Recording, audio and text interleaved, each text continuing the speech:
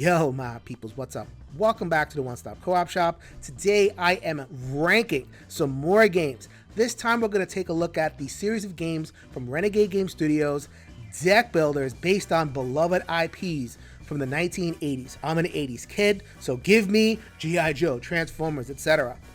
There are 4 in the series right now. I'm going to take a look at 3 of them. I'll look at the base game, all the available expansions, and wow, these products have been expanded. Multiple ones. I'll talk about them all in this video. The one that is missing, unfortunately for some folks out there, is Power Rangers. I was a little bit too old when the Power Rangers came around. It's more of like an early 90s thing. I hear the game is pretty good, so if you are interested in seeing a review of that, let me know in the comments below and I'll check it out. Without further ado though, let's go to the videotape and talk about some beloved 80s IP deck builder style. Disclosure, everything that you see in this video has been received as a review copy from the publisher.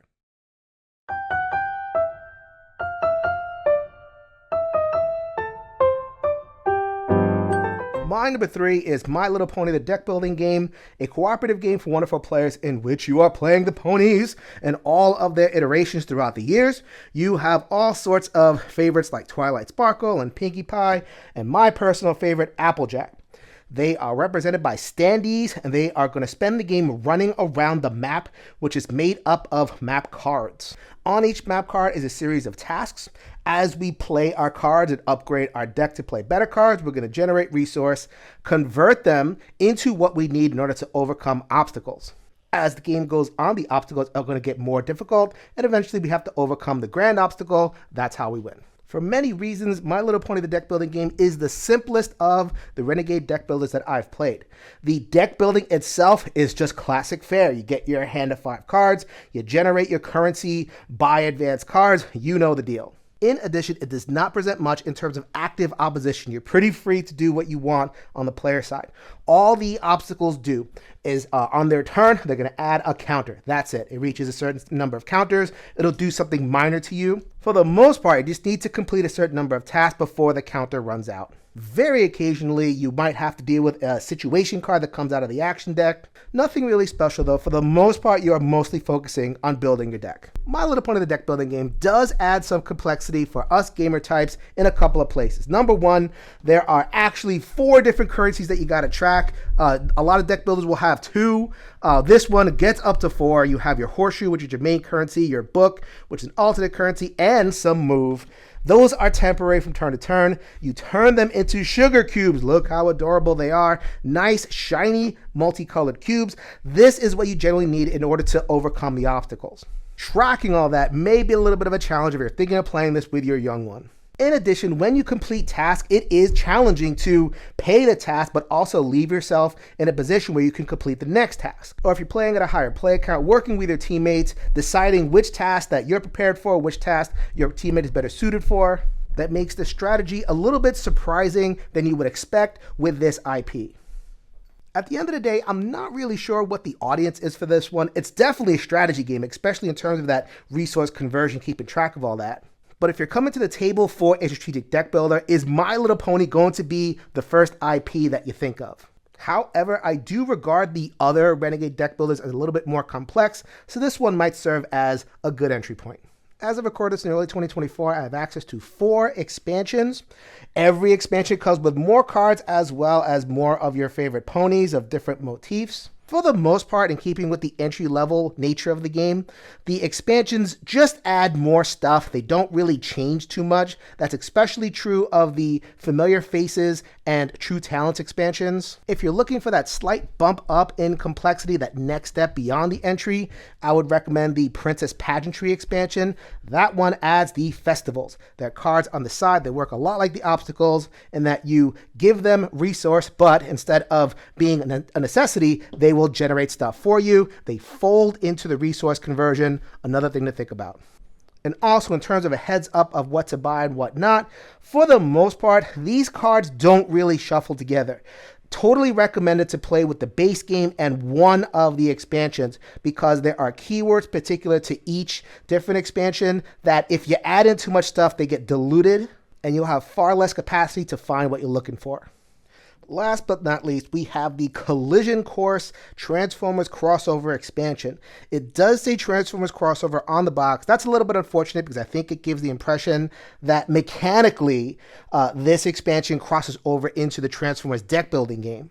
I actually had a couple of comments asking about that in my playthrough. The answer is no, it is only a thematic crossover. Mechanically, this one adds a number of steps up off the base experience, especially on the player side. In the base game, you have your oversized character card. You can flip them back and forth very easily, do simple effects.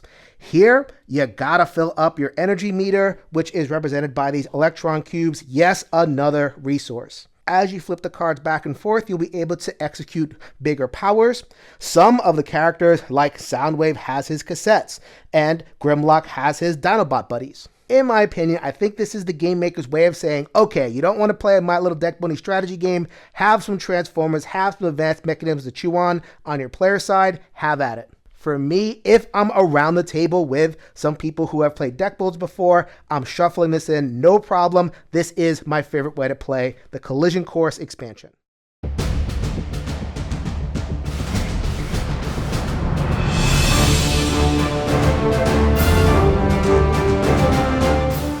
My number 2 is G.I. Joe, the deck building game. Another fully cooperative game for wonderful players. This time you're playing one of the famous Joes.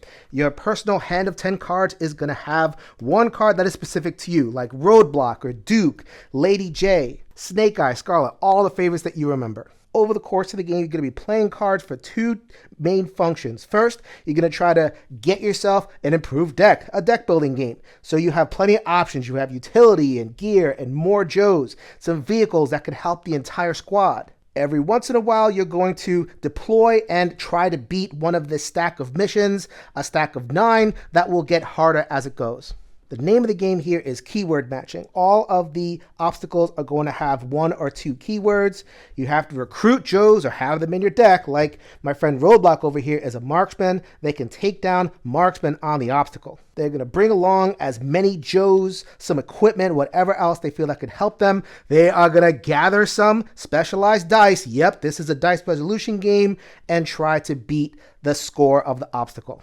Get through 9 of those, and you have won a game of G.I. Joe, the deck building game. Now, there is a lot that I like about this game, especially the pace of character growth. This game does not want to mess around. It wants you to have access to the best cards immediately. When you play, you do not have to choose between going on a mission and generating prestige. You can do both. So even if you're on those missions, you're still improving your deck.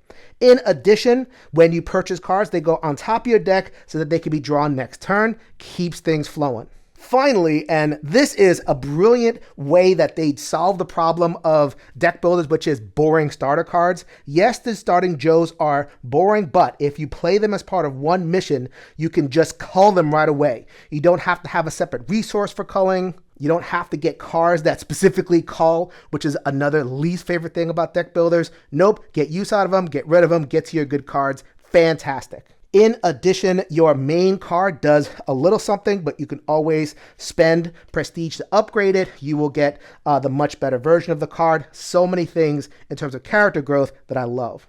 I also like the system of obstacles. You have your deck of 9 cards.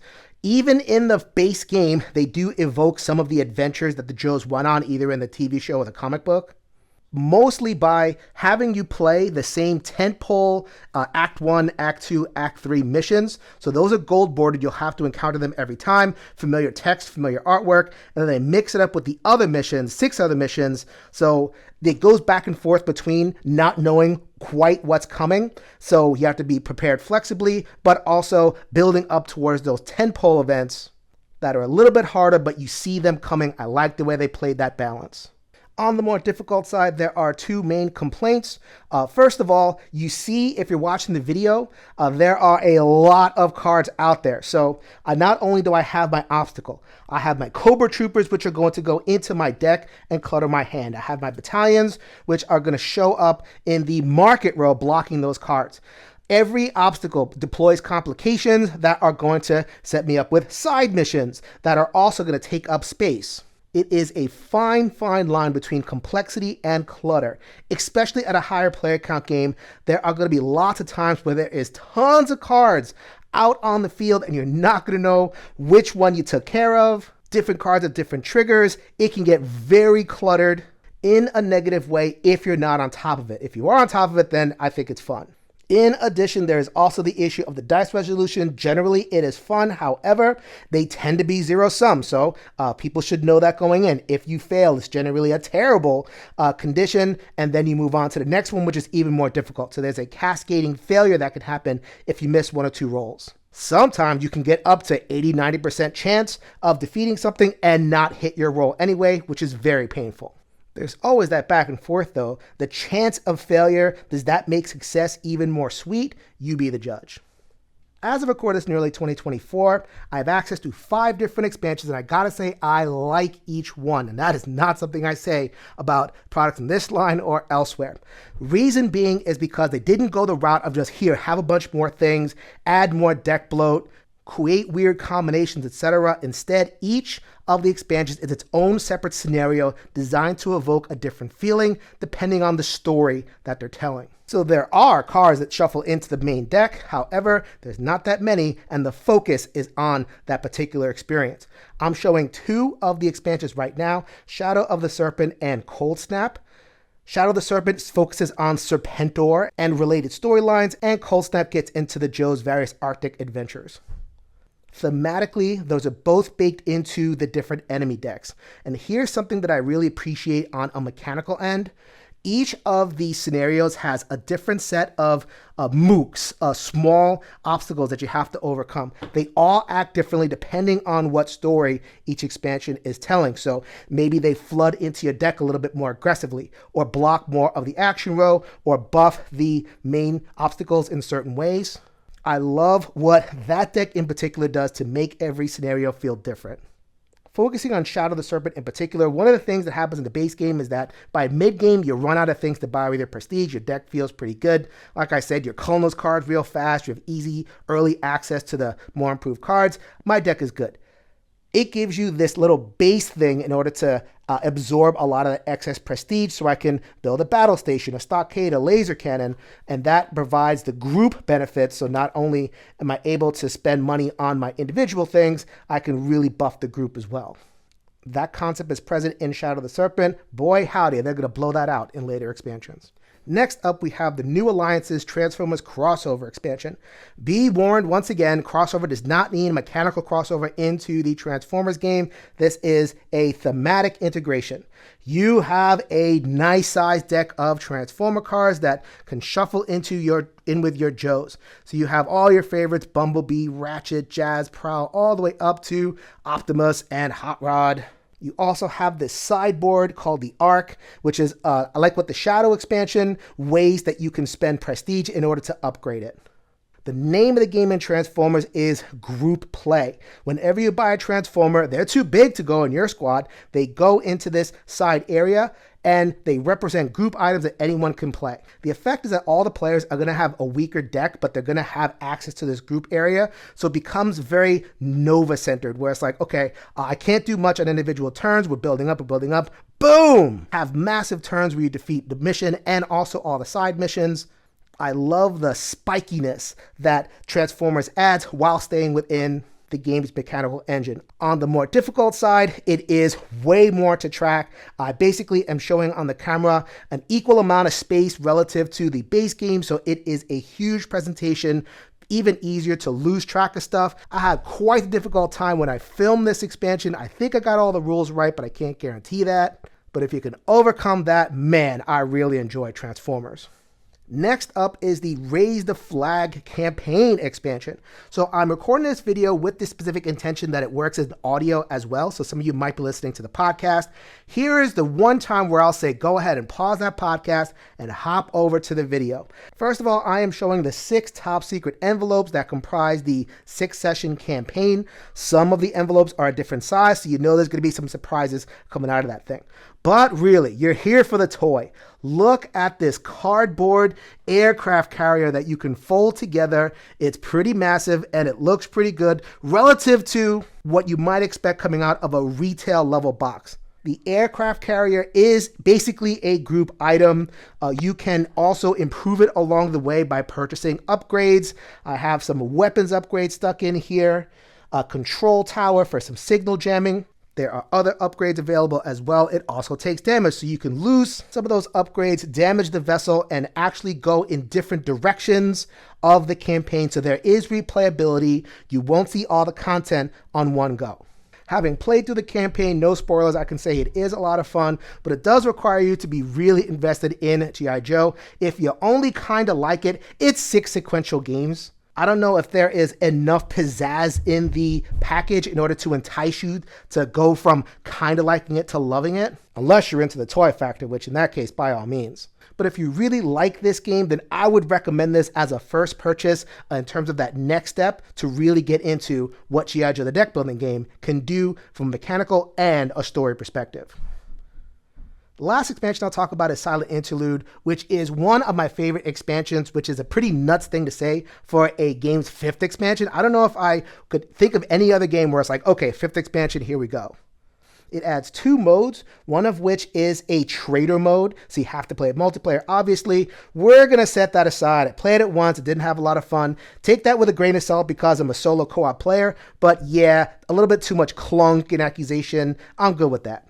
So let's get to the main show, which is the Silent Interlude expansion, solo only, following the adventures of Snake Eyes sneaking into a Cobra compound, rescuing Scarlet, following the comic book of the same name, which was a total classic from the 80s, visual storytelling at its finest, no text whatsoever. Instead of doing what the other expansions did, which is add sideboards and group items and all that kind of thing, instead, what it does is it takes the basic deck and replaces all of them. The basic deck of the base game were Joes, no Joes were here. Instead, they're different iterations of Snake Eyes. He's good at all the skills. He's a marksman, he rides vehicles, he has stealth and recon, etc. And instead of that rhythm where you call the starter cards quickly and you get those advanced cards, instead, the Joes in particular act like fodder to fire off your base cards. Sacrifice some of that currency, roll more dice against the challenges. I love that the system is flexible enough to give you those big expanded experiences, but also reduce down and give you something intimate feeling that works in solo. Holy Toledo, if I'm going to play a single individual game of G.I. Joe the deck builder game, especially solo, this is a no-brainer right here, Silent Interlude.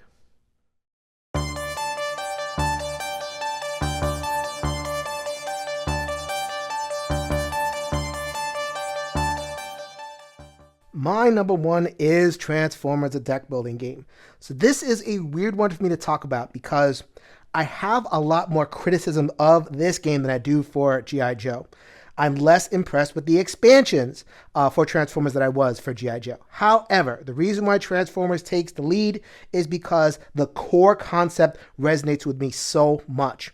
So you are playing an Autobot, and the base game you can only play Autobots. I'll get to that in a second. Over the course of the game, you're going to take your standee, and instead of the market being somewhere off to the side, you buy those cards. Instead, the market is in the middle of the board. It doubles as the play area. You're going to play your cards to generate move, and you're going to move your standee on top of the cards. And then you're going to generate currency, which in this particular case is energy, and either purchase one of the cards to improve your deck, or if it is an opposing faction, so the Autobot clearly has a big problem with Thundercracker the Decepticon, we are going to use that to instead defeat the card and get the reward listed on the bottom. More cards are going to come spilling out of that main deck. Some of those cards are going to be big boss Decepticons. So once I defeat 3 of those bosses, then I will win a game of Transformers. This base package has both cooperative and competitive modes. The cooperative mode, in my opinion, is far superior to the competitive, just from a thematic perspective. They only give you Autobots in the base game. Why are my Autobots engaged in quote-unquote friendly competition? That doesn't make any sense. We're all on the same team, accomplishing the same things. The co-op really works. So what works about the base experience, co-op or competitive? It's that spatial puzzle. Now, my friends Colin and Barrett have playthroughs of this game. They didn't love it so much because of that. Because you're deck building, so you want access to whatever cards you can. However, you might be limited by your movement. You might have a wonderful card that you want to go over here. I want Cliff Jumper, but I don't have enough movement on the turn. Can't get it. However, there are always enough options. I'm okay with Bumblebee. I can reach them and I can purchase them and alter my play that way. And then there's how enemies affect the board, and different other cards have effects when you land on them or when you leave them. It creates a lot to track, like in the G.I. Joe game. However, it makes more sense to me because it's based on movement. I can see it happening, so it lights up in my head better, which is why I enjoy the base experience a lot more. The first big expansion for this one was called Rising Darkness. So in the base game, you got a certain distribution of cards. You have Decepticon baddies and Autobot player characters. Rising Darkness was an exact flip where you have the same layout of cards, different powers, but they all kind of like one-to-one mirror each other generally. You have Autobot bad guys and Decepticon player characters. It is in Rising Darkness that we get the first appearance of the team versus team rules, which in my opinion, this is a team versus team game. Autobots versus Decepticons makes all the sense in the world. Now, this is the one-stop co-op shop. We play solo and co-op. The cooperative, especially in the base game, is robust enough. I have enough fun with it. There's a product model issue that I have with Rising Darkness, though, because it advertises itself as another base game with cooperative and competitive modes. However, so many of the Rising Darkness cards are competitive cards, either in the 1v1 or the team versus team. So a card like this. When you do something, you attack, steal one ally from your target player. Steal what ally? I'm playing cooperative. This is terrible. I'd say about a third of these cards, like Bombshell, etc., are attacky type cards. It works technically as a cooperative game, but from a product model perspective, what are we doing here? Why are we advertising cooperative/solo if so many of the cards don't work that way? However, if you know what you're getting and you know you want that team versus team, then one way to go about it, and the only way for the longest time, was putting together the base game and Rising Darkness. So in sum, you had some product-oriented difficulties in both the base game and the expansion, which kind of obscure what is an excellent game that I really enjoy. I think if you get both Rising Darkness and the base game, you're covered, but there's going to be some extra stuff flying around. With the latest base game expansion, as I record this in early 2024, they resolve a lot of that, and you get the core experience here.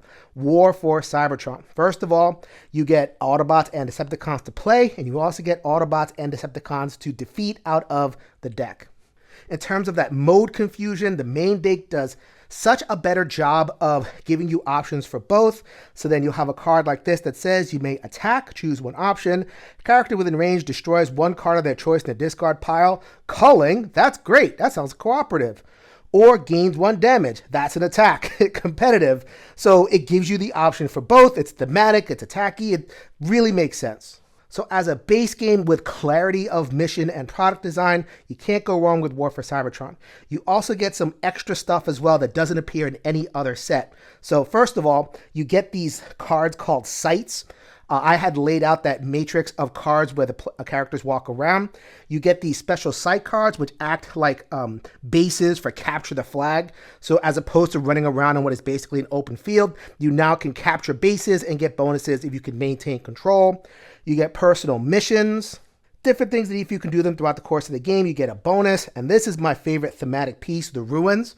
Whenever you fight a big battle against a Autobot or Decepticon boss, then it leaves a ruin and you have to deal with it like you would any other site. It gives a lot of granularity to the walking around.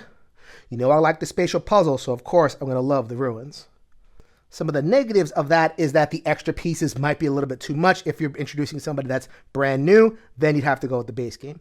In addition, a lot of the lore represents some of the later iterations in the comics and the cartoons. You're not going to get a lot of the characters you enjoy, like Bumblebee or Starscream, at least as playable characters. You might not come out of this with that same nostalgic connection that some of the base game might offer. So I'm a little bit disappointed to say that of all three of the base games, none of them truly reach that clean one recommend potential. But if you could swing it, then you could put them all together and you'll get the idea. So we have 3 smaller box expansions that are available as I record this. Let's run through them really fast. So first we have the Infiltration Protocol, 2 aspects here. First of all, you get a 6-shot as the character. If you remember the toy, not a lot of people remember the toy, but it was a Transformer for 6 different aspects, the gun, the Jeep, all that kind of thing. Love the fact that they got that in the game, both as a playable character and as an enemy. I respect the way you approach things, Renegade. You love the fact that we're geeks for this stuff. In addition, this is probably my favorite individual piece from the smaller expansions. It's only available here, the Infiltration Protocol mission. You get one for Autobots, one for Decepticons, and they're a tiered set of missions that you have to do that take you aside from just beating all of the Autobots and Decepticons. They have missions and schemes in the base game, but they kind of come in randomly. Here, they really guide you through what feels like a story with a nice culminating end. This mission sequence is probably my preferred way to play. And then you have 2 expansions that are basically more stuff. We have the Dawn of the Dinobots, which gives you me Grimlock and all sorts of different Dinobots. Buyer beware though, a lot of these are oriented towards PvP. They're not great in cooperative. Once again, a little bit of that mode confusion. What are you going to do? The other one that you get is the first combiner, which is Devastator. How Devastator works is that you replace your base cards, like in the Silent Interlude expansion for G.I. Joe, and you have a whole new suite of cards that interact with your main card in certain ways. And if you wanted more combining fun, then there's a whole expansion for Clash of the Combiners. This is an advanced set. I don't have personal resonance with these. I'm guessing these are in the cartoons or in the comic books or something. But on a mechanical level, at least it gives you something to do that's different with your starter cards. Plenty of different options there just on the player side. As you see, generally with expansions, I like when they give me new obstacles to overcome, which is why I prefer the G.I. Joe cycle of expansions. Y'all might be very happy to play with Constructicons and Dinobots, etc. And so there you go. 3 games and a whole bunch of expansion content along the way. 3 games that tickle my nostalgia button, and I'm also happy to play at any time. My sincere hope, as always, is that I've shown enough of all the games and all the expansions to give you enough information to see if this is worth your gaming time and gaming dollar. This is Jason with the One Stop Co-op Shop. Reminding that we'll see you at the next stop.